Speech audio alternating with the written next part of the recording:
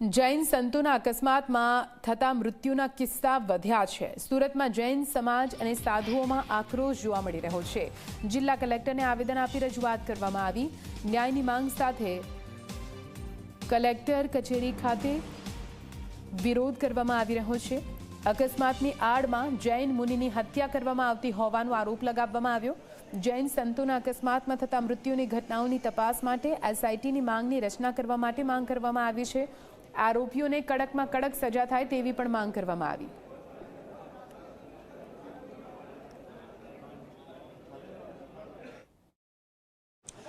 સુરત ખાતે જૈન મુનિઓ અને જૈન સમાજ દ્વારા કલેક્ટરને આવેદનપત્ર આપવા માટે આવી પહોંચ્યા છે। આપ જોઈ શકો છો મોટી સંખ્યામાં જે લોકો છે તે લોકો કલેક્ટર કચેરી ખાતે ધામા નાખ્યા છે અને ન્યાયની જે માંગ છે તે માંગ કરવામાં આવી છે। આપણી સાથે જે સ્થાનિક જૈન સમાજના અગ્રણી છે તે જોડાયા છે, તેમની સાથે આપણે વાતચીત કરીશું। જી કાકા, શું માંગ છે? અમારા જે સંતો પર જે અત્યારે એક્સિડન્ટ અકસ્માત થઈ રહ્યા છે તે નિવારવામાં આવે અને કેન્દ્ર સરકાર, રાજ્ય સરકાર કે જે કે એના પ્રશાસન હોય એના પગલાં લે એવી અમારી નમ્ર માગણી છે।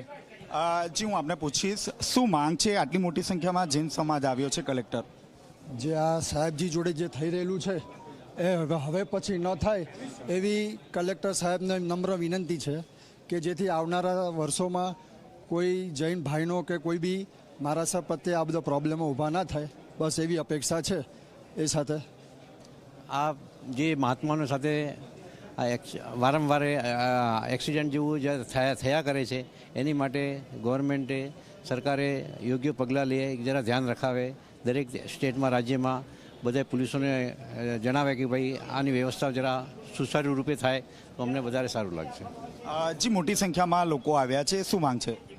ખાસ માંગ એ છે કે આ જે રીતે હત્યા કરવામાં આવે છે અને એને અકસ્માતમાં ખપાવવામાં આવે છે તો એ જે હત્યારાઓ છે એ લોકોને સાથે પોલીસનો બરાબર એમની સાથે જે પણ સજા થતી હોય જે રીતે પકડવામાં આવે તેમની સજા યોગ્ય કરવામાં આવે અને આ રીતે જે સંતોની હત્યા થાય છે એ હત્યા થતી બંધ કરવામાં આવે। ચાહે જૈન સંત છે કે વિશ્વના કોઈ પણ આપણા આર્ય સમાજના, આપણા આર્ય સંસ્કૃતિના જે પણ સંતો છે એ સંતોમાંથી કોઈની પણ આ રીતે ક્રૂર હત્યા ન થાય। જાણી જોઈને આ હત્યા કરવામાં આવે છે પણ એને અકસ્માતમાં ખપાવવામાં આવે છે તો આ બધું એના માટે પ્રશાસન જે પણ યોગ્ય પગલાં લઈ શકતી હોય એ પગલાં લે। અને આ રીતે સૌથી મોટી વાત તો એ છે કે જે હત્યારો છે એ પકડાઈ ગયા પછી પણ એને કેમ પાછો છોડી દેવામાં આવ્યો છે એ કારણ સમજવા આવતું નથી।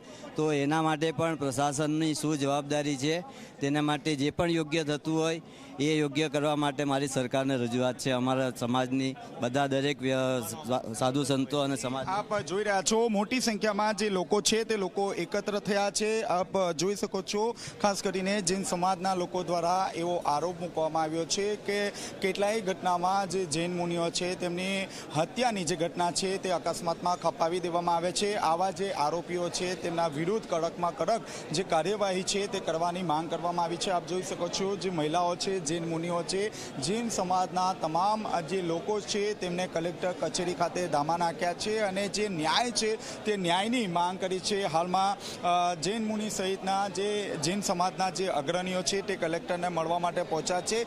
વિવિધ જે માંગો છે તે માંગોનો એક પરિપત્ર તૈયાર કરવામાં આવ્યું છે। આ પરિપત્ર જે છે તે કલેક્ટર સમક્ષ રજૂ કરવામાં આવશે અને ખાસ કરીને જે આરોપીઓ છે તે આરોપીઓ વિરુદ્ધ કડકમાં કડક કાર્યવાહી કરી તેઓ ફરીથી જેલમાંથી ન છૂટે તેવી માંગ પણ કરવામાં આવી છે।